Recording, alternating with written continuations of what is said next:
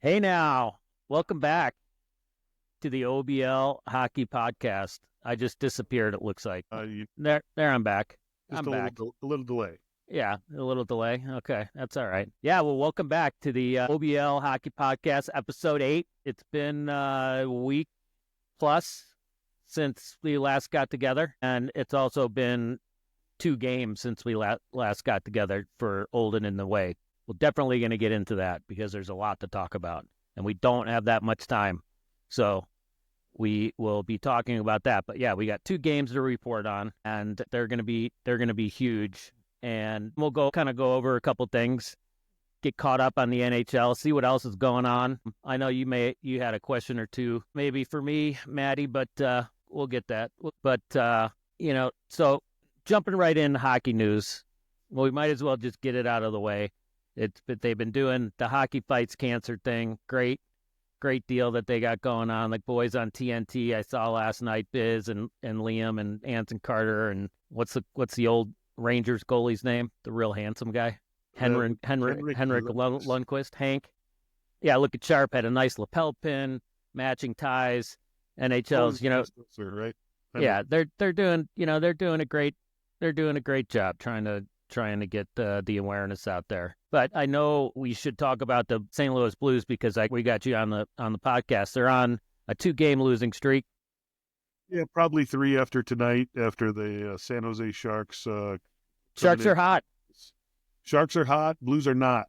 Blues are not. Yeah. But the other night they lost to the Wild again. And if you remember, a couple weeks ago when they played the Wild, when the Blues played the Wild, their goalie, Philip Gustafsson, had a goalie goal. He did. Not sure. I didn't really look at the box score. Not sure if he scored or not, but probably not. Okay. No, he did not score last night. But okay. All right. In the first tilt.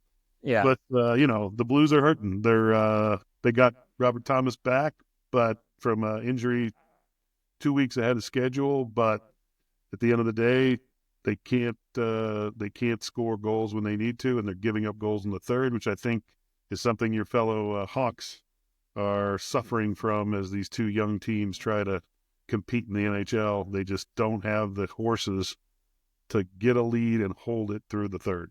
Yeah. No, I know. Scoring, you got to in order to win, you have to score more goals than the other team. Exactly. I know that my Blackhawks are having a real hard go of it right now, and you're going to hear it here first. I'm predicting we're going to either see some kids come up from Rockford, like this Frank Nazar, Colton Dock. We've got some kids that are playing good down there, and inject a little life into this team. It seems like they're lost out there. Not sure what's going on with the coach, but I wouldn't be surprised either if it keeps going the way that we're going. I wouldn't be surprised to see Luke get fired. And it's not, it seems like he's kind of lost the room. The way that he's been scratching. He scratched Taylor Hall the other night, which, he's supposed to be one of the best offensive guys that we have, but he scratches him, doesn't even tell him that he's scratching him until afterwards, and, kind of says, oh, my bad. Yeah. But, it's somebody different. The lineups have been all over the place. Yeah. For example, I think you and I were talking about this in the car last night. The Blackhawks top line is Joey Anderson. Woo! Joey Anderson, exactly. Mikey Anderson's brother.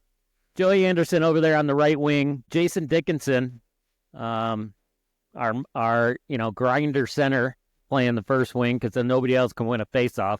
And then you got the boy wonder, Bedsy, over on the left wing. I will say they did lose the other night to the Sharks. No, it's even worse than that. They lost to the Anaheim Ducks. They blew a lead in the third period. They got beat by the Anaheim Ducks, who, by the way, are going to be good here in a few years. I mean, they've got some good young kids. Yeah, Blackhawks take a lead in the third period and give up 2. They just don't have. They just don't have that life, that life in them. So, we're either going to get the kids, the coach, or both. Because it wasn't supposed to be this way. They're 6-12-1, and that's not going to do it. And they just don't have any life. They're lifeless. I think, Patty, they both suffer from the same issues. They're young. I don't think either team is well coached, and I think that they lack that depth and scoring ability that you need to compete in today's NHL. And I'm sorry, but there's young coaches out there that are taking young teams that are doing it with less talent. And I don't think either the Hawks coach or the Blues coach are doing it. And I'm sorry if they just got contracts. I know for the Blues coach, I don't know. Don't be sorry about the Blues. You could be sorry about the Blackhawks, but I'm always sorry about the Blues when they suck. But at least they don't suck as much as the Hawks. But they're both in the equal suck factor stack. And as long as, if you're going to compete in the NHL and you're not competing, then someone's got to go. Something's got to change. And I'm with you. Bring up the kids, fire the coach, and change the direction, because both teams have enough talent to compete more than they are. And I'm sorry, but that falls directly on the head coach. Yeah, no apologies here on the OBL Hockey Podcast. The Blackhawks just fucking suck. And well, that's music to my ears. They need to figure something out. I mean, they signed Tyler Bertuzzi to a 4-year contract. I mean, some of the guys, they brought in on 1 year. Big Rig, they only brought in for 1 year. Yeah, he's an old. Craig Smith, our one of our other leading scorers. Craig Smith. Yeah. No, the other Craig Smith. Yeah. He came in.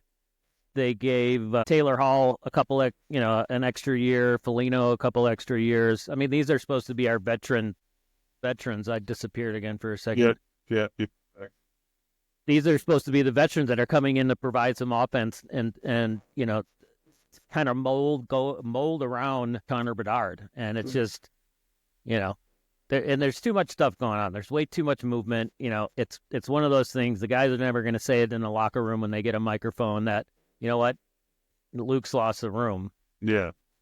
But it certainly feels like that. Yeah. And I think that, when as soon as things start devolving into, we went through this with Berube over the Cup season. You can change lineups to try and find that chemistry that you're looking for. Well, when you start doing it to the extent that it's disruptive to the team, that's a problem. Right. And if you're not communicating to these young men, then you're going to lose the room. So I think you're probably right. He is on his way out. I don't know about Bannister for the Blues, but this is only his first year. It's his full year. First full year. But you can't have a power play that's in the bottom 5 teams in the league and a penalty kill that's in the bottom 10 and survive. And it's the whole time under his tenure, that's where the power play and penalty kill have been. So, it's a big boy league. It's a big boy. You got to put on your big boy pants and you got to perform. And if you don't, changes have to happen. Yeah, I agree. I mean, change is coming. You can just kind of feel it in Chicago. We'll see. They've got the Florida Panthers are in town at the United Center tonight, dropping the puck in about an hour. So that'll be an interesting game. The teams that they beat, the 6 wins that they have, Edmonton, Colorado, teams that they're not supposed to beat, but in Anaheim, and you could just see the difference in wanting it, and not getting comfortable with losing. Yeah. That's a worry. You can't be comfortable. And I'll even relate this a little bit to our big win last night against the T-Birds. Yeah. Spoiler alert. That, you got somebody on the other team that's a goal scorer, like our ex-teammate and trader, Brandon. You have to shut him down. And what did we do last night? Yeah. We shut him down. We certainly did. Just not to get off the Blues and the Hawks just yet. But did you see that they unveiled the Winter Classic jerseys? I did. I didn't see the Hawks jersey. I saw the Blues jersey. Yeah. I mean, the Hawks jersey is pretty awesome. The Blues, not really sure about that. I like the powder blue. Of course, almost all my clothes are blue in some color, some shade of blue. Now I lost you entirely. And I'm back. All right, he's back. And fuck, Winter Classic jerseys, Blackhawks always classic, original 6. They've played in the Winter Classic more than anybody else. So it's like, how many versions can you go on the because that one's always supposed to be a throwback to the franchise. When they were doing that outdoor series, they were doing a little bit more kind of out there, get outside the traditional lines of the franchise's jerseys. They unveiled it. I also saw that I didn't know is that they're playing the game on New Year's Eve at Wrigley instead of New Year's Day, which is... I didn't realize that. I thought I was thinking New Year's Day is what. It's on New Year's Eve. It's on Sark's birthday. Yeah, Sark's birthday. We'll have hopefully get him a nice birthday present with a Hawks win over that Wrigley Field. Yeah, that's not what he's rooting for. But everybody has to have a dream. Yeah. So that's enough on those pro guys. Let's talk about something that really matters. The real league. So it's been a couple weeks. We got 2 games to report on. 2 weeks ago, it was actually November the 11th is when we played the boys from the old school Dirty Boys from Callahan Auto. Went back and looked at the score sheet for the game. Shots were 57-23. Auto had 57 shots. Old in the way 23. Was able to stop 52 of those. We got the loss. The score is a lot closer than it looked. Scored. This is Callahan. They scored 2 goals in the third period, both on power plays, and didn't have a power play the whole game. They get 2 in the third period and get 2 power play goals. Really frustrating game. The guys are good, but I mean, what are you gonna do? I mean, you can't let officiating get in the way. Officiating is the officiating, but it's a little questionable. I know that the games are at 10 o'clock. I'm well aware because I go to them, but I mean, the refs should pay attention.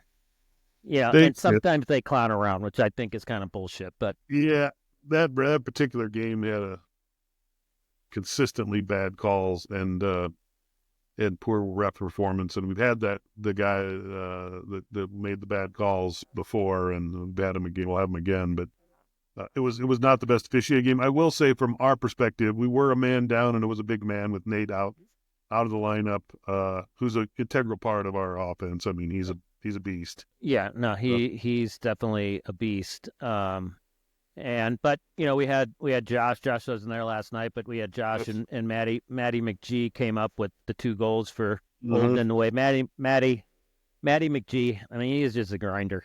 He's a grinder, man. Love playing with him. Me too. Yeah, I mean, the game was a little bit closer than the score. What are you going to do?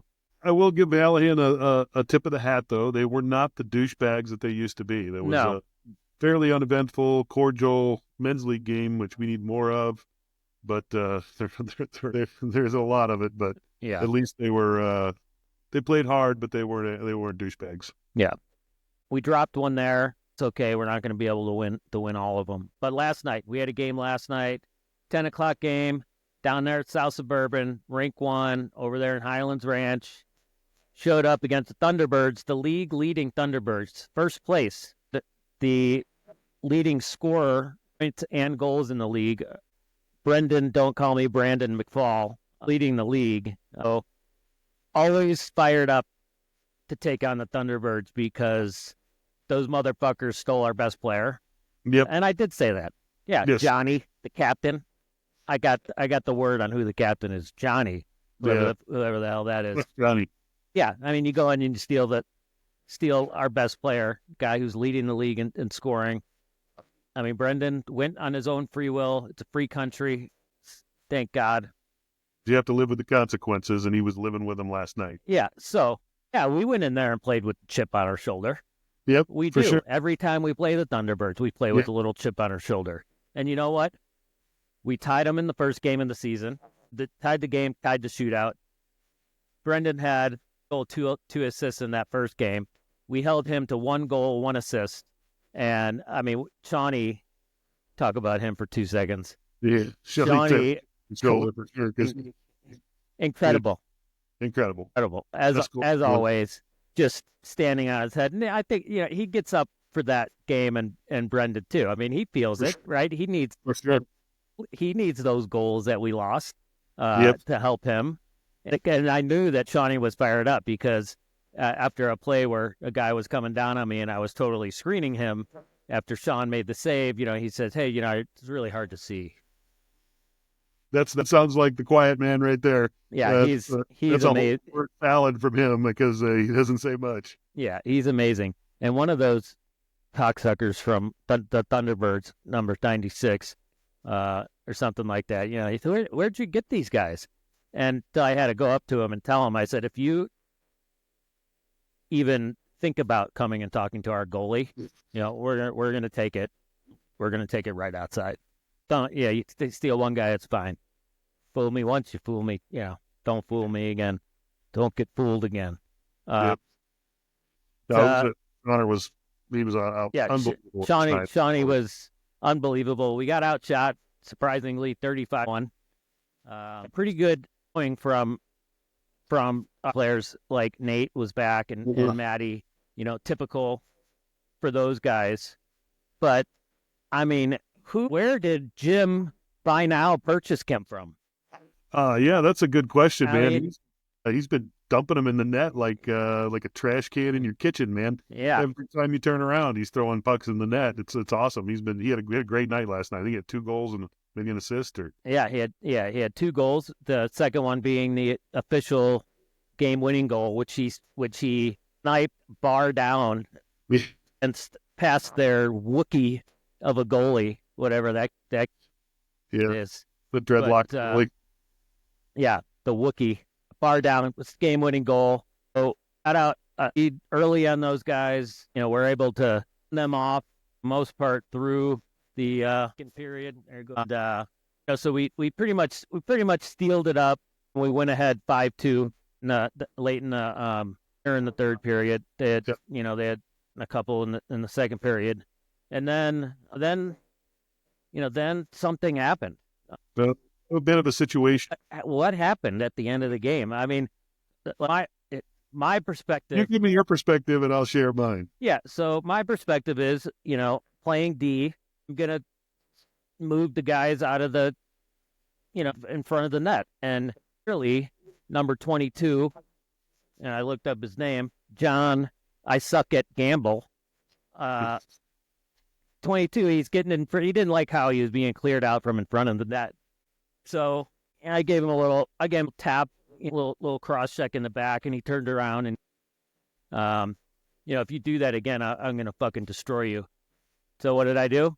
Just gave him a cross check right in the chest when he was finishing his sentence, and then he takes a 2-hand whack on my shin pads. Ouch, Johnny, and he's getting called for the pen. So then all I see is just you jumping in. Of course, Matty, always having my back. Always. Appreciate that. And then a scrum happens, and then a couple guys, including you, get tossed. Leave the ice. What, Matt, what happened? I will explain from my perspective.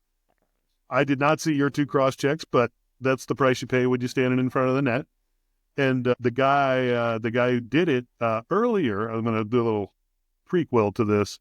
Earlier, Nick, our stellar young defenseman, played the puck hard on the wall, won the puck, left the guy in the dust, went down the ice, and as the guy's skating by our bench, he says, he does that again, I'm going to spear him in the throat. That was nice. Coming. So I got this in my head. Matt Terosian, Beer League, what's the first word that comes to mind? I want to fucking kill somebody. That's more than one word. I see him slash you, and you guys separate, and I just skated over to him. He said I cross-checked him. I did not cross-check him. All I did was bump him a little bit. Yeah. A little bit. Yeah, and he was not that big of a guy. He was more I just literally got his attention away from you to me to say, hey, you want to go? Let's go. And he immediately started mouthing off, to which I mouthed back and told him he was a big fucking pussy. And then he swung his stick at me and hit me in the chest. Yeah, I saw that. And I'm like, and that's when I lost it. And apparently one of those other guys that were trying to grab me was one of his kids, because there was a lot of grabbing and clutching going on. And I told him, I said, you swing that stick at me one more time, we're going to go right here, right now. And he kept backing away and mouthing off. And then they kicked us both out and made us leave. Yeah.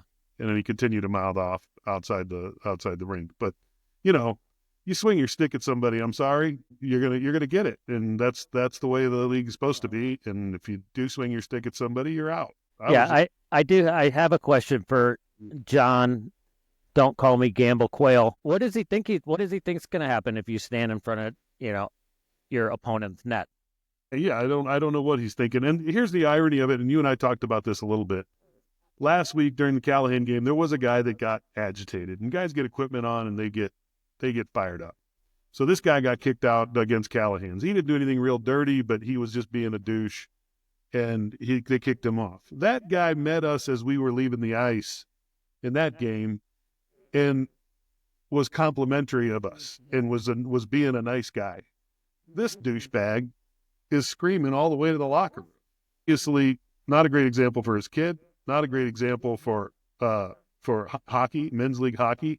You know, you're on the ice, you leave it on the ice, and you don't swing your stick at anybody ever. No. I mean, slamming somebody's shin guard, that's one thing, but swinging at somebody you're about to engage with in a confrontation, that's just a no-no. And yeah.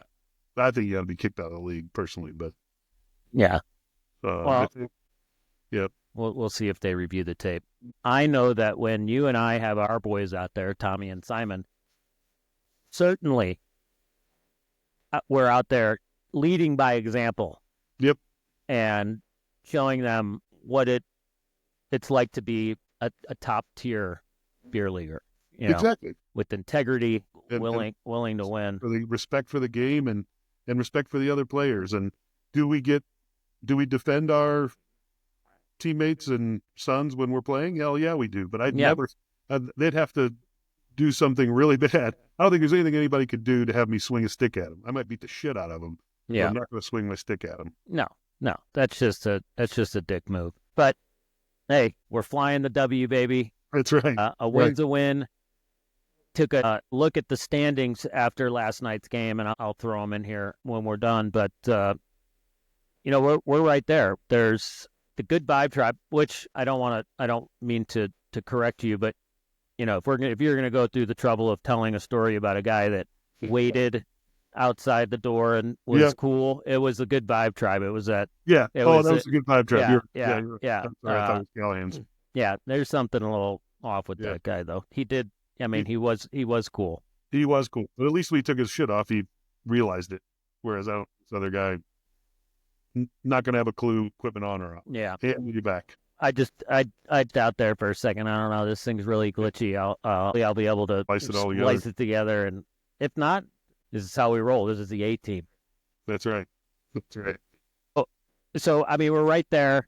We've got, I think, 9 points. 4 teams tied with 10 points, and the Good Vibe Tribe is actually winning, who we've beaten, obviously, a few weeks ago. So going into the holiday break, Thanksgiving break, no game next week. I like where we're at.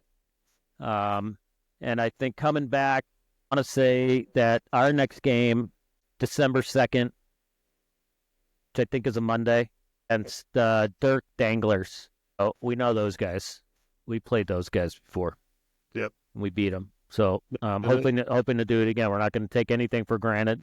Well, I just want to keep playing like we've been playing. I think last night was one of the best team games that we played. Yeah. Then afterwards, talking to Brendan, he's a good kid. He's like, you guys have my number. And I said, well, I have your number in case you ever want to come back. Do you have mine? Yeah. He does. We do. We play with the chip on our shoulder, like we were saying earlier, when Brendan's out there, because the kid is a hell of a hockey player. Good. Yeah, he's got, I don't know. I look at the stats on score sheet, but he's got like 22 points in 8 games, or And we know his game. We know he's got game, and he could shoot from anywhere. And I think that just like all great teams in great leagues, right? you have to shut down the opponent's best player. And we know he's their best player, and we shut him down. And I think everybody plays a little bit harder, A, because he was on our team, but B, because we know he's the best player. And nothing feels better than shutting down the best player of the opponent and winning a game. So it's just an added icing on the cake for us when we beat those teams. Yeah, and having him acknowledge it too is also pretty sweet. Very sweet. But amazing. Yeah. We got the week off next week. You're traveling. Safe travels. Yep. Want to one more kind of, hockey lifestyle story. So back to the Blackhawks. My former captain, the Captain Sirius, the guy who led us to 3 cups, Jonathan Toews, read today that he got back from a 5-week healing journey in India, a cleanse. He had he had some health problems a few years ago, missed a lot of the season because he had this immune deficiency order. And then the next year he come back because he, was suffering from long COVID. And, basically I read this article really quick. He went over there to do a cleanse, to do a detox. And, what he did, he came back. Sounds like it really was a profound experience.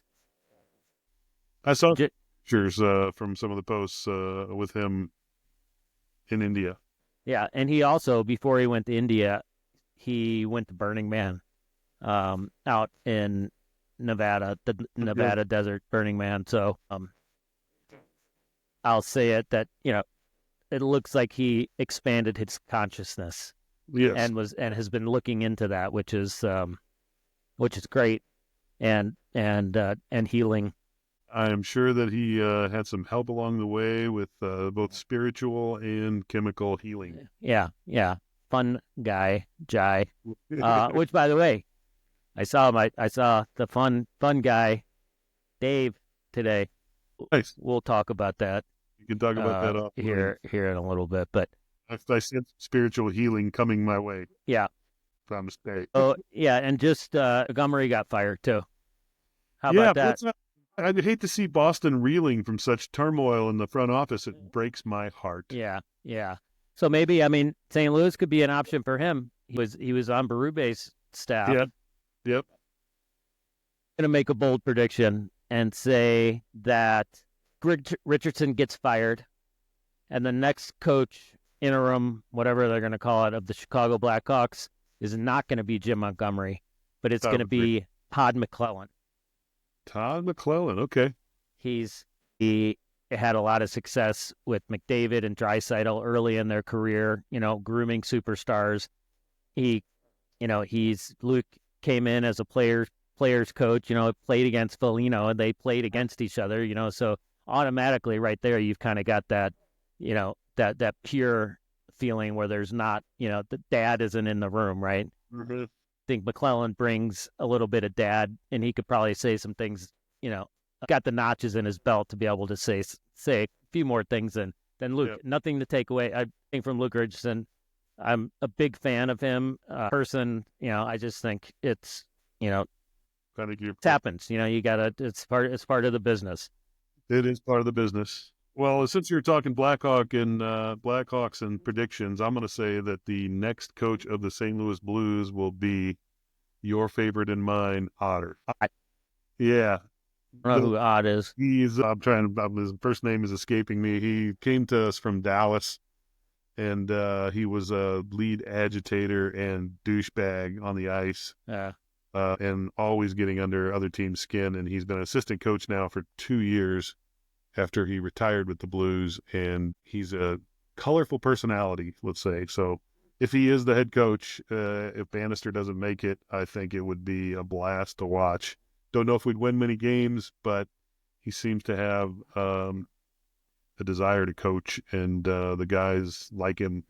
So I would love to see him as the next St. Louis Blues coach and send Bannister packing. Yeah, great. But I know you don't want to talk about the Blues. You just want to talk about the Hawks. No, I love talking about the Blues. Did you know that Philip Gustafsson scored a goal against the Blues in the second to last game? Yeah. I never heard.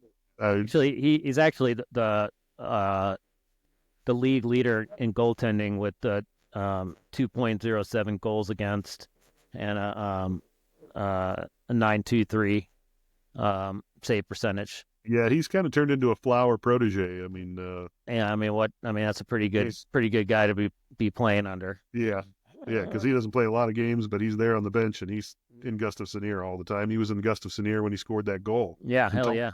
There's an empty net. Why don't you? Yeah, did you see that when they scored that? I don't really watch the game yet. Yeah, it was amazing. Yeah, we were down, so it didn't matter to me. It was always. Well, obviously, if weren't down and he scored a goal with Binners in there, then it would be a lot different. There'd be an issue. Yeah. There'd be an issue. Speaking of Binners and the Flower, if you remember, they were supposed to go at it in a fight because Binner initiated that whole thing because the Flower was talking about it the day before that he still had not been in a fight, and Binner was trying to get him into a fight so he could check that box. Yeah, nice. So I know you're not a huge Binner fan, but I love Binners. Give him some respect to help the veteran out to check off his boxes. They do need to check that mask and make sure it's regulation because with that nose, there's got to be something that's non-conforming and with that mask. Like Parayko's stick, it's too long to technically use if you're not Parayko. Like you get a penalty if you pick up Parayko's stick. Yeah. I always heard analysts talking about how Binners can really sniff it out. But I didn't know that they were actually saying that. Yeah. But anyway, we'll wrap it up, Matty. Thanks for working this in. Appreciate it up there in Silverthorne. Hopefully you get some snow. Yeah. I know they're saying next week. Yeah, it's next week. But Bluebird Day tomorrow though. I might get out for a couple of turns. Nice. You gonna play up in Breck? Playing at Breck in the morning at 8:30. Yeah. Yeah, we'll miss you down at DU. That's for sure. Listening for Olden in the way. It's the only reason I'm going, Pat. Yeah. No. Right. Think about where we were the last a couple of weeks ago out there. Yep.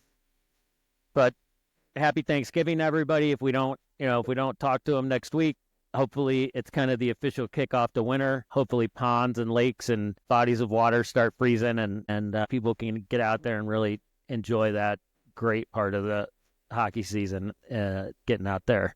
So we'll see you guys next time. Everybody take it easy. Happy Thanksgiving, Matty. Happy Thanksgiving, Patty. Peace, brother. Everybody. Peace. Gobble, All gobble. right, man. I'll talk to you later. Cheers.